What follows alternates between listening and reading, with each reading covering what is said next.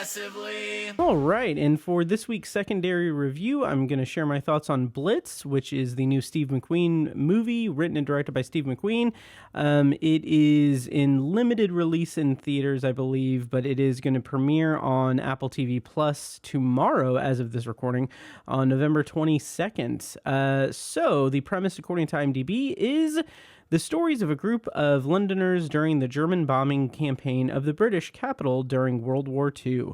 As I said before, the movie was written and directed by Steve McQueen, and it stars Saoirse Ronan as Rita, Harris Dickinson, Benjamin Clémentine, Kathy Burke, Paul Weller, Stephen Graham, and introducing Elliott Heffernan as George. So I watched this last night, and I didn't like it all that much. It feels very much like the type of Oscar bait award season kind of fare. It's a period piece, obviously. It's telling the story about despondent Londoners during the Blitz in 1940. And that is a very big piece of history to cover in a movie. And there's multiple people that are kind of showcased throughout the movie. It's kind of an ensemble piece, but at the heart of it, it's these two people in particular, Rita and George.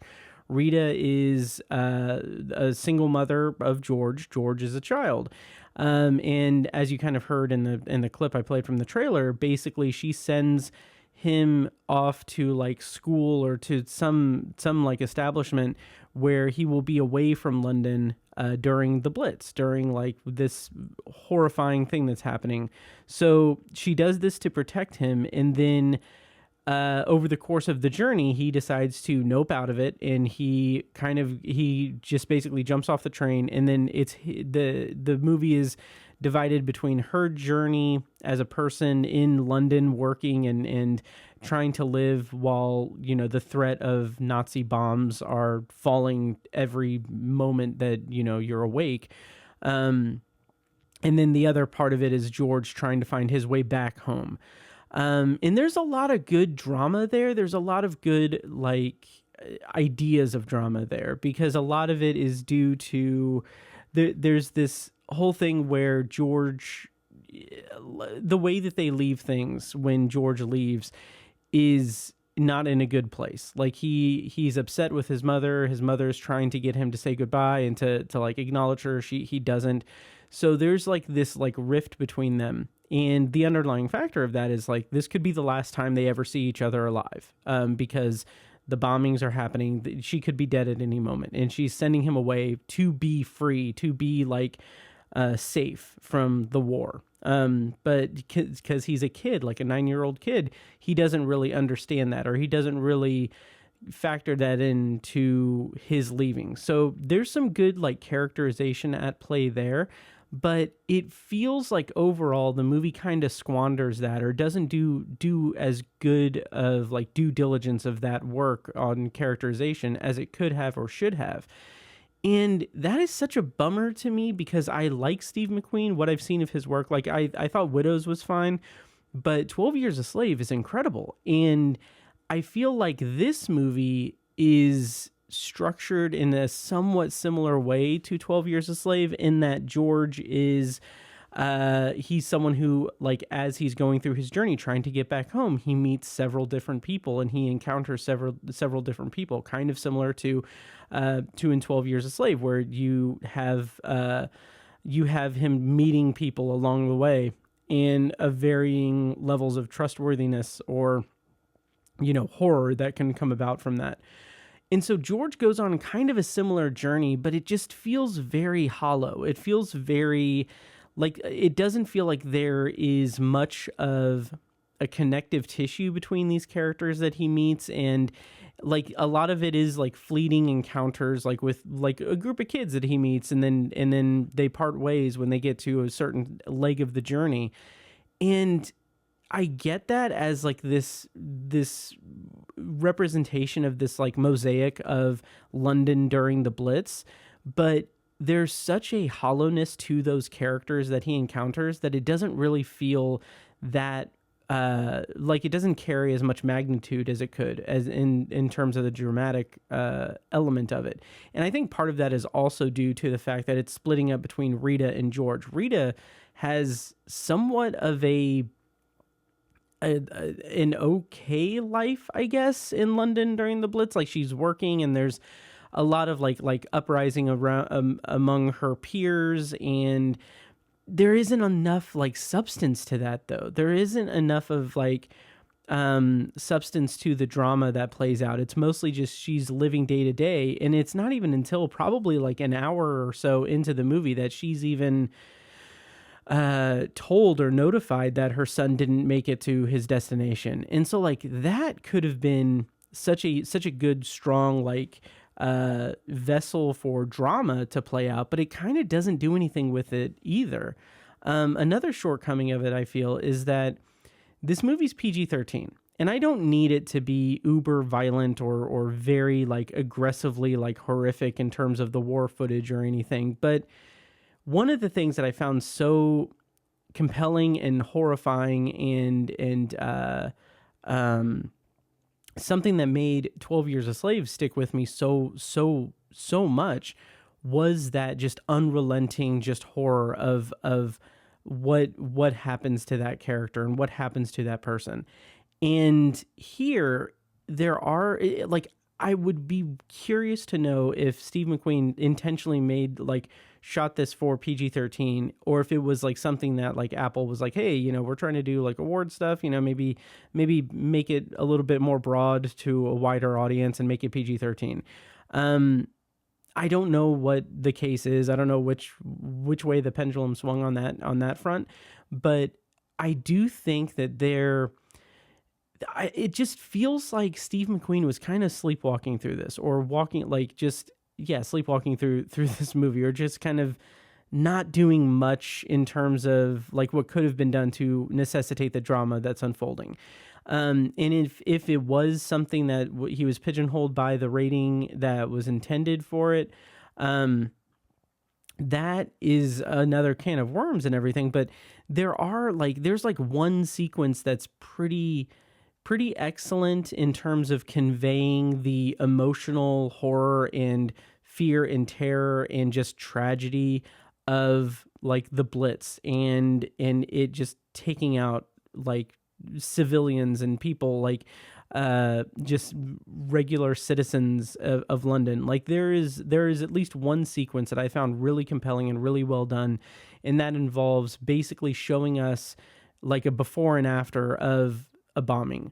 And it's something that kind of sneaks up on you, and it's like we see this extended sequence of people just living their regular lives, and then we have this kind of overall like kind of like ticking countdown or time bomb of, we see like the bombers, and we see like there are like little bits and flashes of planes flying and dropping bombs. And throughout the movie, that is something that's kind of like a motif that's done. It's repeated over and over. We see the planes from the ground, and then actually I think it switches over to like kind of POV from the plane, but it swaps between those two POVs, and it's like covered by night. There's like water and like cloud coverage and everything, and then we see the bombs dropping throughout the movie, like here and there.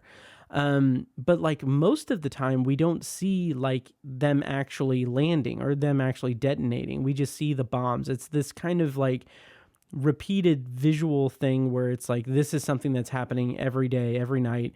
This is something that's happening. And I understand that, and I respect that, and I like that, but it just kind of doesn't really communicate as much, because we only get like one or two sequences where it's like directly related to that.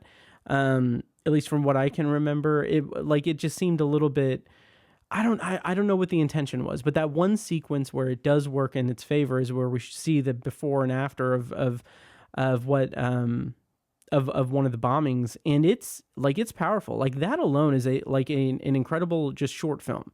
It has nothing to do with the main plot of Rita and George. It's just a vignette of people living their lives, doing something enjoyable and then we see the bombs, and then we see the aftermath. We don't even see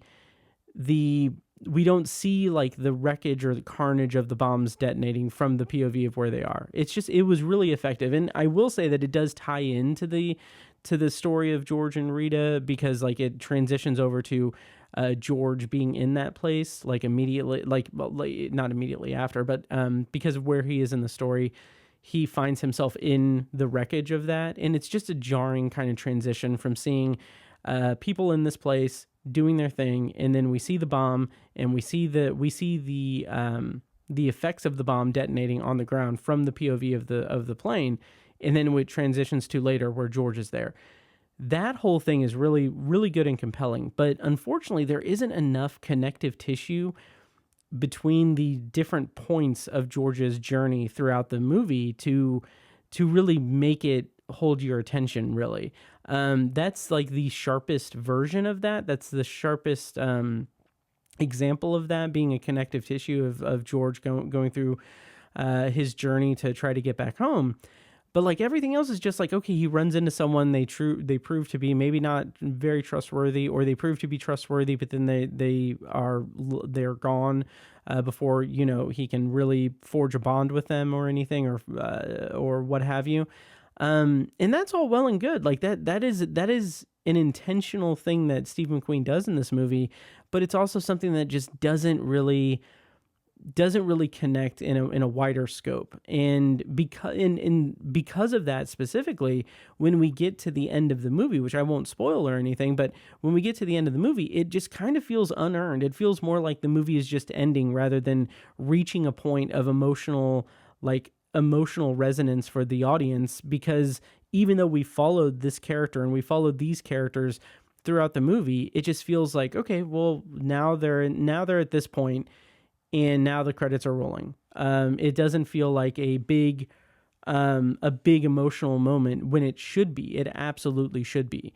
So it just really feels a lot like really disjointed, and it's really a shame because it is created like it's intended to be told in a way that shows like a wide scope of Londoners during the Blitz. And that's the elements of that are there. The elements of that kind of mosaic of a story are there, but it's just not fleshed out enough. It's not as rich as it could be in terms of characterization and in terms of various character arcs converging or running into each other. Like I just wish that there was more to that. I wish that there was more of that element of the story in the story, but unfortunately it's not. I will say from a technical perspective, it looks pretty great. When we do see like the rubble and the destruction of London, and the after effects of the bombings and everything, it's really, really well done.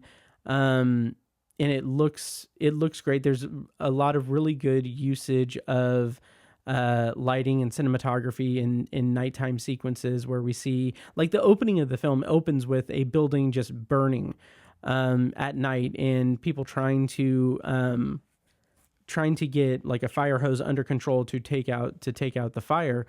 Whereas like we are hearing bombs dropping all around them and everywhere. It's just really enforcing in us from the outset just the sense of despair and hopelessness of the situation that all of London is in this scenario, in this history.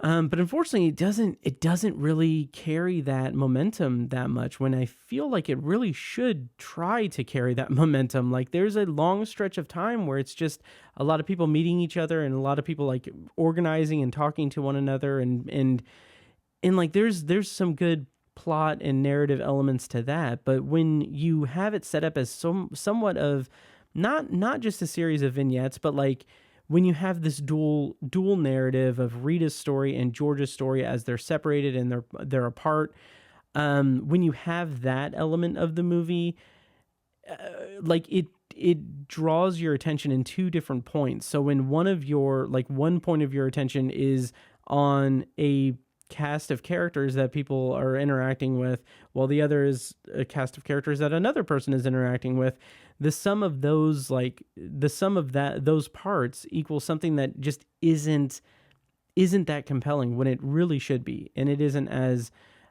much of a driving force for the narrative as it should be. So it just seems a little cluttered and a little bit just not up to snuff. Like it should be better. It should be better, honestly.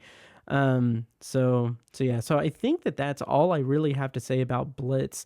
Like I said, it is currently in limited release, in theaters, but by the time you guys are listening to this, it'll be on Apple TV Plus, November 22nd, on Apple TV Plus. So if you check it out, let me know what you thought of it. And that'll do it for the secondary review in episode 453 of the Obsessive Viewer Podcast.